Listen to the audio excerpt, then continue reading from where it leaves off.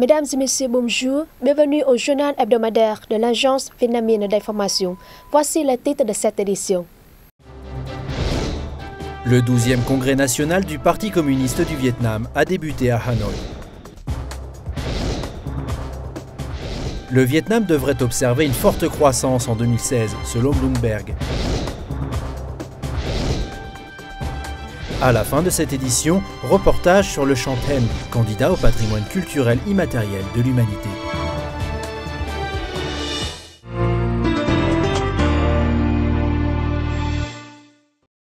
Le 12e congrès national du Parti communiste du Vietnam, grand événement politique quinquennal du pays, a solennellement débuté le 21 janvier à Hanoï. Le 12e congrès national du Parti communiste du Vietnam est placé sous le thème « Renforcer l'édification d'un parti sain et puissant, valoriser la force de toute la nation et la démocratie socialiste, accélérer l'œuvre de renouveau, défendre fermement la patrie, maintenir un environnement de paix et de stabilité, s'efforcer de faire du Vietnam un pays industrialisé et moderne ». Il réunit 1510 délégués représentant les plus de 4,5 millions de membres du parti. Le 20 janvier, une journée avant la cérémonie d'ouverture officielle, les délégués ont rendu hommage au président Ho Chi Minh en son mausolée et aux morts pour la patrie. Ils ont ensuite participé à la session préparatoire où ils ont adopté le règlement de travail, l'ordre du jour, le règlement des élections et élu le présidium, le secrétariat et le comité de vérification de la conduite des délégués participant au congrès. Selon un rapport de ce dernier, chaque délégué est irréprochable. Le 21 janvier, la cérémonie d'ouverture du 12e congrès national du parti a eu lieu au Centre national de conférence de My Dinh à Hanoï. Sur place, d'anciens dirigeants du parti, de l'État et du Front de la patrie du Vietnam, des mères héroïnes, des chercheurs, artistes, dignitaires religieux et des jeunes, ainsi que des ambassadeurs et représentants en chef de plusieurs organisations internationales. Dans son discours d'ouverture, Chung Tan Sang, membre du bureau politique et président du Vietnam, a insisté sur la signification particulièrement importante du 12e congrès national du PCV qui permettra d'évaluer l'application de la résolution du 11e congrès national, de passer en revue les 30 ans du renouveau, de définir des orientations, objectifs et missions pour les 5 années à venir. Le 12e congrès national permettra également d'examiner chaque membre du comité central du parti du 11e mandat, d'évaluer l'application des statuts du parti du 11e mandat, d'élire le comité central du 12e mandat qui comprendra des personnes fortes, que ce soit au niveau du caractère, de la morale, des compétences de direction. Ces personnes seront capables de répondre aux exigences du renouveau, du développement et de la défense de la patrie en cette nouvelle période.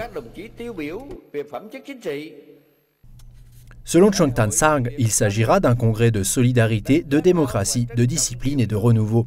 Il illustrera la ferme volonté de toute la nation d'œuvrer pour un peuple riche, un pays puissant, démocratique, égal, moderne et ferme, pour s'orienter vers le socialisme. Lors de la séance d'ouverture, le secrétaire général du comité central du 11e mandat, Nguyen Phu Trong, a présenté un rapport sur les documents soumis au 12e congrès national. Dans l'objectif de saisir au mieux les opportunités en surmontant les difficultés, le parti, le peuple et l'armée doivent s'unir et avoir une forte volonté pour édifier un parti sain et puissant, instaurer un système politique solide, valoriser la force de toute la nation et la démocratie socialiste, accélérer le renouveau, faire du Vietnam un pays industrialisé et moderne, défendre fermement la souveraineté, l'indépendance et l'intégrité du territoire de la patrie, mais aussi défendre le parti, l'État, le peuple et le régime socialiste, garantir la paix et la stabilité, promouvoir l'intégration internationale, renforcer le statut du Vietnam dans la région et dans le monde. Le rapport mentionne les réalisations comme les défaillances et faiblesses du pays lors de ces 5 dernières années en tout secteur. S'agissant des 30 années du renouveau, le rapport souligne qu'il s'agit d'une période importante dans l'édification et la protection de la patrie. Dans l'ensemble, le Vietnam est parvenu à de grandes réalisations, d'une portée historique, sur sa voie d'édification du socialisme et de protection d'une patrie socialiste. Ces acquis montrent que la politique du renouveau du parti est non seulement innovante, mais aussi judicieuse, que la voie du socialisme est, pour le Vietnam, conforme à ses réalités nationales comme aux tendances de l'évolution historique, jetant les prémices et bases fondamentales de la poursuite par le pays de ses réformes et de son développement soutenu dans les années à venir. Le rapport reconnaît qu'il reste de nombreuses questions importantes et complexes à traiter, dont un certain nombre de lacunes et de faiblesses sur lesquelles il faut concentrer les efforts en vue d'assurer un développement rapide et durable. Il souligne aussi qu'en cette nouvelle période, il est nécessaire d'œuvrer pour un développement plus intégral et plus synergique sur les plans politiques, économiques, culturels, sociétal, diplomatique, de la défense nationale et de la sécurité. Le développement socio-économique a un rôle central, l'édification du parti un rôle clé et le renforcement de la défense et de la sécurité est une mission importante et quotidienne. Le rapport insiste enfin sur 6 tâches majeures du 12e mandat du parti. Primo, il s'agira d'intensifier l'édification du parti et l'ordre en son sein, d'empêcher et de faire reculer la dégradation sur le plan de l'idéologie politique, de la morale et du mode de vie, ainsi que de se concentrer sur le développement d'un personnel compétent et fiable. Secondo, édifier un système politique bien structuré et performant, renforcer la prévention et la lutte contre la corruption, les gaspillages et la bureaucratie. Tertio, se concentrer sur l'amélioration de la qualité de la croissance, de la productivité du travail et de la compétitivité économique et accélérer l'industrialisation et la modernisation du pays en privilégiant les zones rurales et l'édification d'une nouvelle ruralité. Quarto, défendre sans défaillir l'indépendance, la souveraineté, l'unité et l'intégrité du territoire de la patrie et assurer un environnement pacifique et stable au service du développement national. Quinto, attirer et exploiter au mieux toutes les ressources et la créativité du peuple et valoriser le droit de maître du peuple comme la force de la grande union nationale. Sexto, développer le facteur humain dans tous les domaines sociaux, accélérer le développement humain. À l'occasion du 12e congrès national du parti, de nombreux partis politiques, organisations et amis internationaux ont adressé leurs félicitations, exprimé leur solidarité, leur amitié et leur coopération avec le Vietnam. Le Vietnam devrait connaître une croissance économique de 6,6% en 2016, faisant du pays la deuxième économie ayant la plus forte croissance au monde selon Bloomberg. Dans une enquête publiée le 11 janvier, l'agence américaine prévoit que l'Inde enregistrera la plus forte croissance économique dans le monde, suivie par le Vietnam, le Bangladesh et la Chine. En Asie du Sud-Est, le Vietnam devrait aussi figurer parmi les économies ayant les croissances les plus élevées au sein de l'ASEAN, aux côtés des Philippines. Pour Bloomberg, l'augmentation de la demande de produits vietnamiens sur les marchés étrangers et la hausse de l'intérêt des investisseurs étrangers sont un bon signe. En outre, la faible inflation a eu un impact positif sur l'économie vietnamienne. La Banque d'État dispose ainsi d'une plus grande marge de manœuvre pour relâcher ses politiques monétaires afin de s'adapter à la situation. Selon le projet du plan quinquennal 2015-2020, le PIB per capita du Vietnam doit atteindre de 3 200 à 3 500 $. L'inflation sera inférieure à 5% et le déficit budgétaire n'excédera pas 4% du PIB.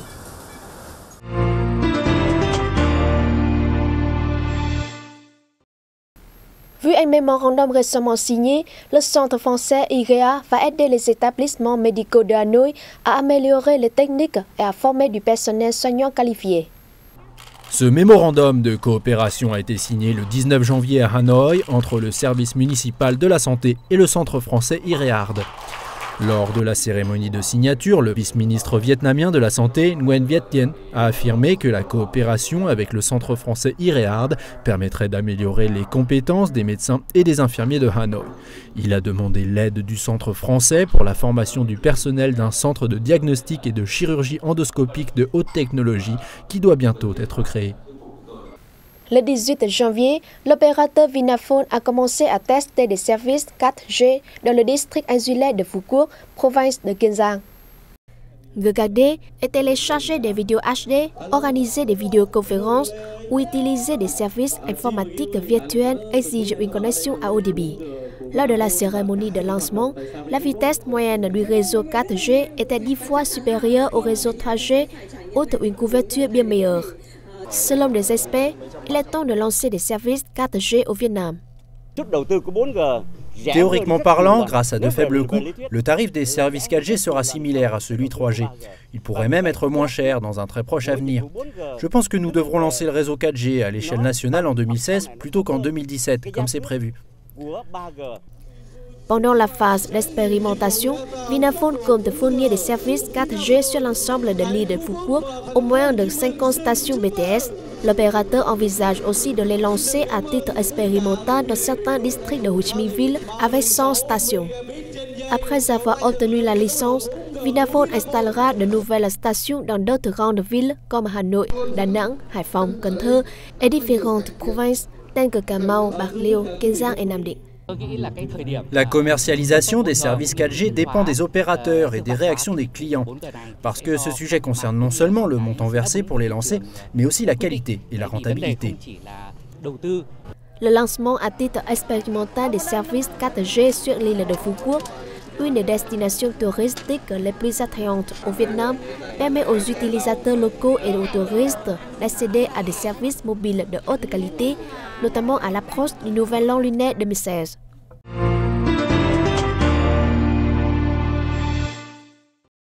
Le chanten fait partie intégrante de l'identité des ethnies Tây, Nùng et Thái qui peuplent les provinces du Nord-Ouest.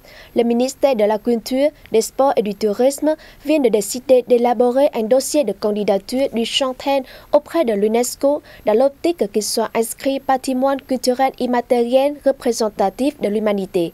Reportage. Le thème se compose d'un vaste répertoire de chants folkloriques interprétés par les ethnies Tây, Nùng et Thái. Le chant permet de découvrir leur vision du monde et ce qui fait de leur identité culturelle. Le mot thèn en langue des Tây, Nùng et Thái signifie le ciel. Du coup, le chant thèn passe pour être un chant divin que les génies auraient appris au commun des mortels. Le chanten est depuis longtemps un point d'appui spirituel des ethnies Tây et Nùng. Il joue un rôle important dans leur vie, notamment à l'époque où elles ne pouvaient pas expliquer les phénomènes naturels. Chanter le thèn est d'abord un acte religieux. Il s'agit de déclamer un poème décrivant le voyage au paradis pour parler à l'empereur de Jade. Ces poèmes pour le thèn comprennent habituellement plusieurs parties dont le contenu et la longueur varient. Auparavant, il n'était chanté que dans les cérémonies de culte par les Thầy Then, qui peuvent aussi bien être un homme qu'une femme, lesquels sont souvent invités au chevet du malade. Mais aujourd'hui, en plus de sa vocation rituelle, ce chant exprime également l'amour du pays et de l'homme. Leur rite est un art polychrome qui combine la littérature, la peinture, la danse et la musique. Le chanten est accompagné du danting, une sorte de lutte à deux cordes, à caisse ronde et aux longues manches, jouée par le chanteur. La caisse est une calebasse séchée et les cordes sont à l'origine des fils de ver à soie tressés et couverts d'une couche de cire d'abeille. Outre le danting, la chanteuse utilise souvent un éventail, rendant encore plus gracieuse la danse exécutée. Au cours de leur histoire, les ethnies minoritaires Tây, Nùng et Thái ont créé un espace culturel Then Danting varié et diversifié, comparable à l'espace culturel des Gông et des Éposés des hauts plateaux du centre, du Quan Họ et du champ de cour de Huế. J'ai assisté à une représentation du chanten, c'était très intéressant. Bien que je n'ai pas compris les paroles, je peux comprendre l'esprit de cet art qui consiste en la liaison entre l'homme et les dieux. Pratiqué depuis des générations et des générations, ce chant est au cœur de la vie culturelle des ethnies Tây, Nùng et Thái, mais les anciens périclites et les fins connaisseurs se raréfient. La question de la préservation devient dès lors urgente. Nous devrons prendre des politiques en faveur des artistes. Pour conserver cet art, nous devons protéger les personnes qui le pratiquent. Grâce aux aides des organes du ressort central à celui local, de nombreux clubs de chanten ont été créés dernièrement. Le chanten est un patrimoine culturel immatériel national. De fait, il contribue à la richesse et à la diversité de la culture vietnamienne. Ne serait-ce que pour cet aspect, cet art traditionnel mérite que l'on y prête une grande attention. C'est la fin de cette édition. Merci de votre fidélité et à la semaine prochaine.